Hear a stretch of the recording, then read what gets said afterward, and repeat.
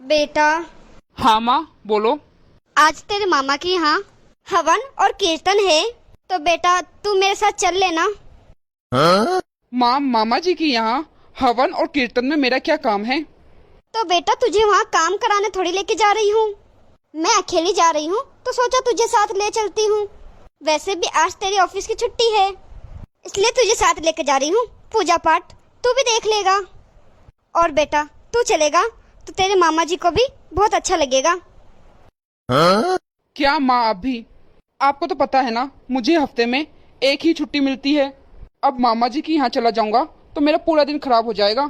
बेटा तेरे नाना जी की भी तबीयत खराब रहती है, उनको भी देख आएंगे। माँ, अब नाना जी बूढ़े हो गए हैं तो उनकी तबीयत तो खराब रहेगी ना, ये कोई नई बात नहीं है। माँ, मैं अपनी छुट्टी खराब नहीं कर सकता। आप काजल को ले जाओ अपने साथ। चल ठीक है बेटा, मैं बहू को ले जाती हूँ साथ। मैं तो सजी गई रे सजीना के लिए। आज तो देखना, पार्टी में सबसे सुंदर मैं ही लगूंगी। बहू। मम्मी जी आप?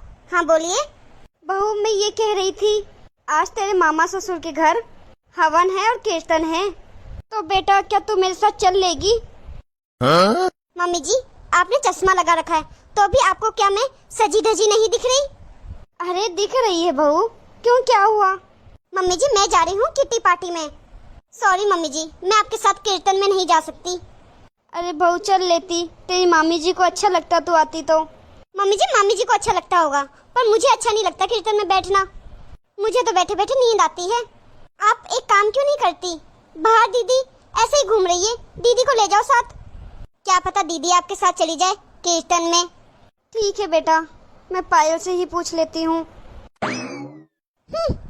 मायके जाने का अच्छा बहाना ढूंढती है मम्मी जी। अरे वाह, क्या बात कर रही है तू? सही में? फिर तो मैं भी आऊंगी। हाँ हाँ पायल बेटा। चल ठीक है सुमन, मैं तुझसे बाद में बात करती हूँ, मिलते हैं शाम को। हाँ माँ बोलो। बेटा आज तेरे मामा की यहाँ पर हवन कीर्तन भजन है। अच्छा तो माँ मैं क्या करूँ इसमें? तो बेटा मैं जा रही हूँ, तू साथ चल ले मेरे। अरे माँ मैं नहीं जा पाऊंगी आपके साथ। आज पता है मुझे क्लब में जाना है, वहाँ पर पता है आज एक के साथ दूसरे की एंट्री फ्री है, इसलिए मामा की यहाँ आप ही जाके आ जाओ माँ। मैं तो नाइट क्लब में जा रही हूँ, और वैसे भी हम जैसे लोगों को भजन कीर्तन में इतना इंटरेस्ट कहाँ है। आप ऐसा क्यों नहीं करती, भैया और भाभी को ले जाओ साथ। तुम लोगों को अपने फालतू काम के लिए बहुत टाइम है, लेकिन अपनी माँ के लिए बिल्कुल टाइम नहीं है। मैं चली जाऊंगी अकेली ही, किसी की जरूरत नहीं है। ये माँ भी खामोखा गुस्सा करती है। अरे किसी को नहीं जाना तो जबरदस्ती थोड़ा ना जाएगा। अरे थोड़ा पास में आओ ना, और मेरे कंधे में हाथ रखो। लोगों को दिखना चाहिए ना हम दोनों कितना प्यार करते हैं एक दूसरे से। Smile, very good. अब एक फोटो मम्मी जी के साथ भी ले लूंगी, सबको ऐसा लगेगा मम्मी जी की और मेरी बॉन्डिंग बहुत अच्छी है, बहुत अच्छी बनती है। और एक फोटो दीदी के साथ ले लूंगी, सबको लगेगा ननंद भाभी का प्यार है। अरे मम्मी जी भी आ गई, आओ मम्मी जी बैठो। मम्मी जी एक फोटो खींचती हूँ आपके साथ, आप स्माइल करना। ठीक है बहू। वाह मम्मी जी कितनी अच्छी फोटो आई है। अब मैं इस फोटो में लिखूंगी #मदर-इन-लॉ। बेटा विकास मुझे तुझसे कुछ काम था। हाँ माँ बोलो। अभी अगले हफ्ते तेरी 4 दिन की छुट्टियां आ रही है ना? हाँ तो उसमें 2 दिन एक्स्ट्रा छुट्टी ले ले तू, हम लोग वैष्णो देवी घूम के आते हैं। क्या माँ, वैष्णो देवी? हाँ बेटा, 7 साल पहले तेरे पापा के साथ गई थी मैं, तो अब वापस इच्छा हो रही है मेरी वैष्णो देवी जाने की। मेरा बहुत मन हो रहा है बेटा दर्शन करने का। वो तो ठीक है माँ, पर वैष्णो देवी तो बहुत दूर है। हाँ बेटा मुझे पता है, तभी तो तुझे कह रही हूँ 2 दिन की छुट्टी एक्स्ट्रा ले ले। और वैसे ही बेटा कितने सालों से हम एक साथ कहीं घूमने नहीं गए हैं, इसी बहाना कहीं घूमना भी हो जाएगा। क्यों बहू? मम्मी जी बाहर घूमने की कहाँ जरूरत है, हम सब एक साथ रह तो रहे हैं, इतना काफी होता है। नहीं तो बाकी घरों में जाके देखो, सास अलग और बेटा बहू अलग। हम लोग साथ तो रह रहे हैं आपके, और कहाँ घूमना है।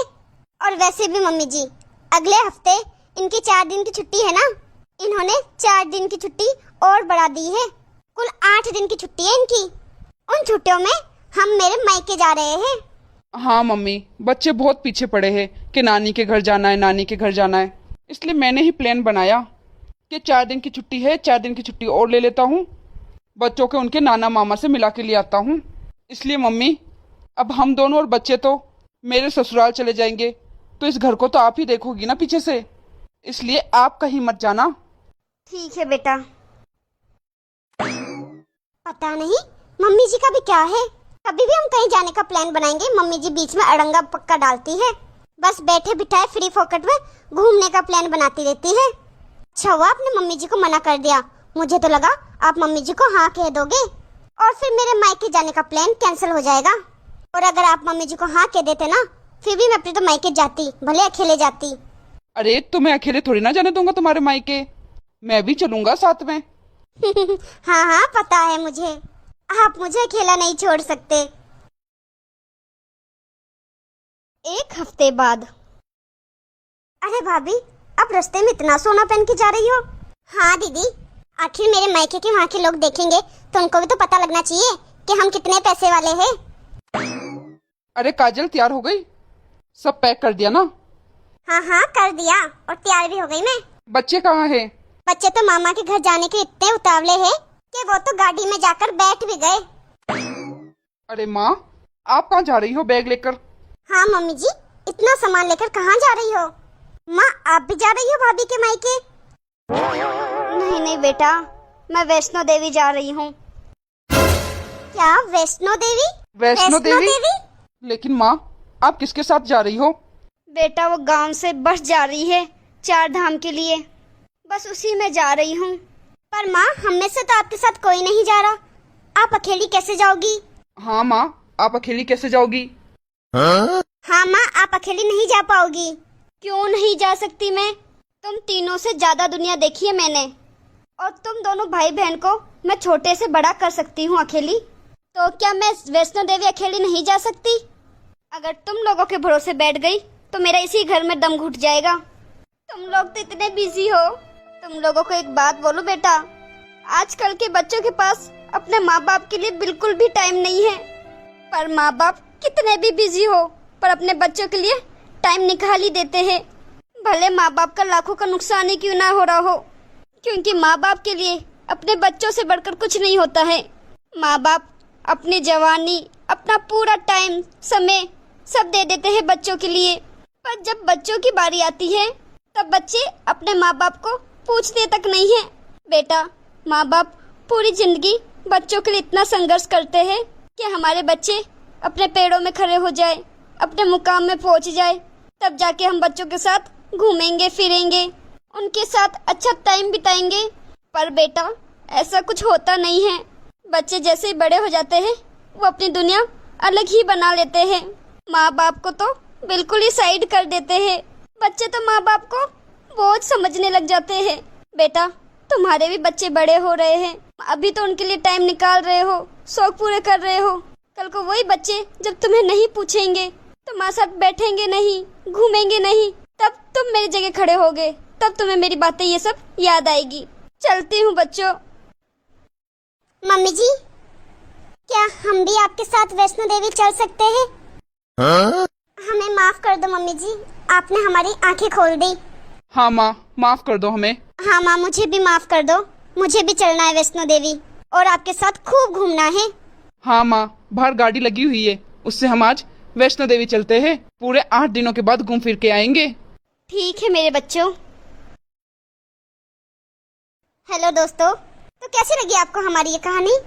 कमेंट में हमें जरूर बताना। और मेरा आप लोगों से यही कहना है कि माँ बाप पूरी जिंदगी अपने बच्चों के लिए ही करते हैं, बच्चों के लिए अपनी जिंदगी कुर्बान कर देते हैं, जवानी त्याग देते हैं और सोचते हैं कि बच्चे हमारे बुढ़ापे में हमारा सहारा बनेंगे। पर ऐसा होता नहीं है। बच्चों को तो अपनी अलग दुनिया बनानी होती है। बच्चों को तो अपने माँ बाप कांटे की तरह लगते हैं फिर।